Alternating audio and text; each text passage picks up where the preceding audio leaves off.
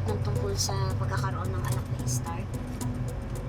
Eh, nagmamatch kasi sa kanya yung description ng reporter. Sa tingin mo ba magagawa sa iyo ng half-sister mo? Malamang, Pinoy o inutusan ni Era yun. At saka silang dalawa lang naman yung alam kong may matinding galit sa akin. Hindi malayo na baka na nila to. Ano balak mo? Kukonfront mo ba si na Trixie at Ira? Huwag na. Kaaksaya lang ako ng oras. Sigurado naman ako na i-deny lang nila yun eh. At saka masyado na akong maraming problema. Ayoko na ng dagdag gulo. Ganon. Eh bakit gusto mo pa rin pumunta ngayon sa Keystone? Gusto ko kasi sanang makausap si Attorney Mayor. Gusto kong mag-sorry sa kanya kasi pinagbintangan ko siya na siya yung nag-leak ng tungkol sa anak ni Star. Ready ka na rin bang pag-usapan yung pagiging mag-ina niya?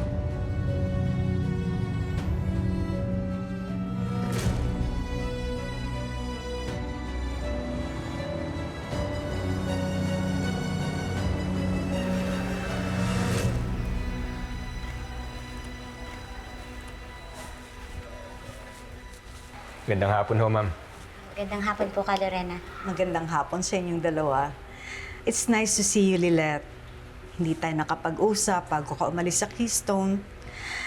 Do you have a minute? Pwede ba tayo mag-usap ngayon? Ay, sige po. Sige.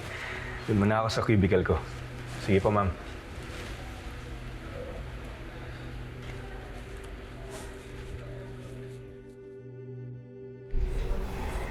Ka, Lorena, pasensya na po kung hindi na po ako nakapagpaalam sa inyo nung umalis ako ha.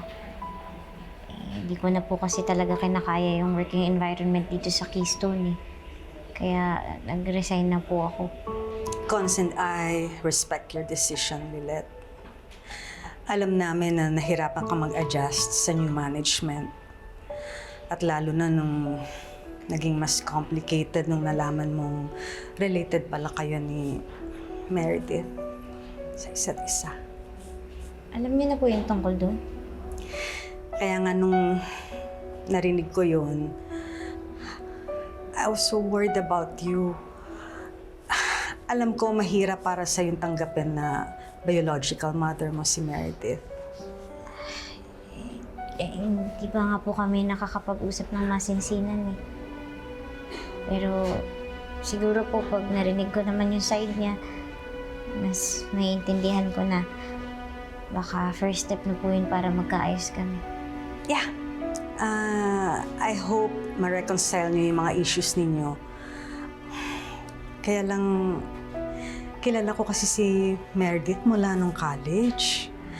I'm just concerned. Baka hindi niya ma-fulfill yung mga expectations mo. Ano pong ibig niyo sabihin?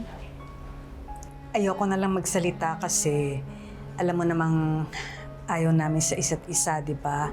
Kaya baka sabihin mo, binabadmouth ko siya. Alam ko naman po na gusto niyo lang makatulong eh. Kaya okay lang po, i-share niyo na po. Alright. I will be totally honest with you. Hindi ka nakakasiguro kung totoong masaya si Meredith na nag-reconnect kayo. Kasi kung mahal ka niya talaga, bakit ka niya inabandon in the first place? At saka kung talagang longing siya na makasama ka ulit, bakit hindi siya nag-effort na hanapin ka niya for the past years? Lilet, look, kung ina mo talaga si Meredith, di ba dapat merong lukso ng dugo? Tsaka dapat mabait siya sa'yo. Pero, imbis na pakitaan ka niya ng kabutihan, lalo ka lang niyang inaaway, pinahihirapan. Swerte ka lang na nandyan si Tinang. Lagi siyang andyan sa'yo kahit anong oras. At ako, tinuring na kitang parang anak. Pero si Meredith, maaring sinilang ka niya, but she was never a mother to you. Kaya, ganito ha, pag-isipan mo ng mabuti kung tatanggapin mo siya o papatawarin kasi baka mamaya wala ka namang maaasahan pala. Tapos sa huli, ikaw rin ang masasaktan ulit. Think about it.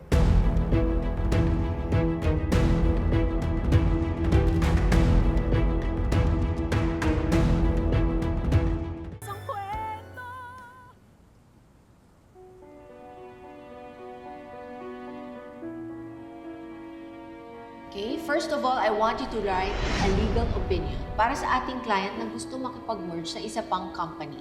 I would also like you to draft a case strategy opinion on the strengths and weaknesses of the Agoncillo Cement dispute.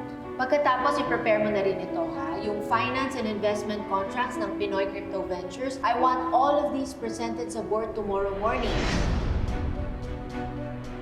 Paano nangyari yun eh? Eh, akala ko... Pumalpak ka na nga, you can't even be accountable for it. Maaring siyang nagsilang sa'yo, but she was never a mother to you.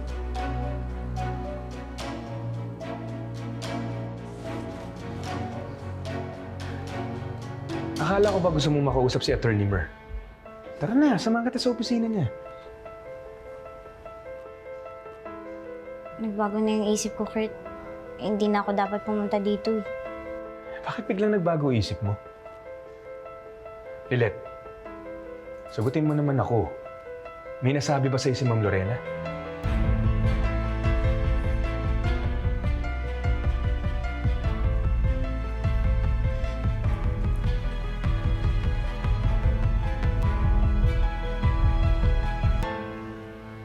I didn't know you were here, Lilet. Sinamahan ko lang po si Attorney Kurt, pero aalis na rin po ako. Please don't go. Mag-usap muna tayo. Pagbigyan mo naman ako.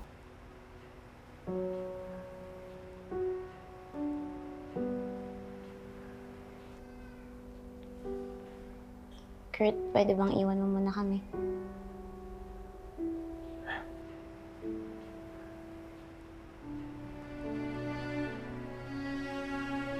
Hindi ko pwede magtagal. Kaya kung ano man po yung sasabihin nyo na po. Lilet, I'm so sorry. Patawarin mo ako sa lahat ng nagawa ko sa iyo. I did something that's unforgivable as a mother. Nung inabandon kita as a baby. Pero sana malaman mo, nagsisisi ako sa lahat ng ginawa ko. Pinagsisisihan ko lahat yun. At sana,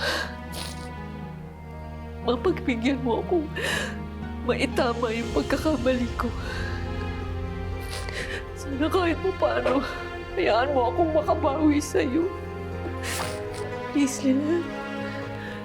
Give me a second chance. Kung mahal ka niya talaga, bakit ka niya inabandon in the first place? At saka kung talagang longing siya na makasama ka ulit, bakit hindi siya nag-effort na hanapin ka niya for the past years?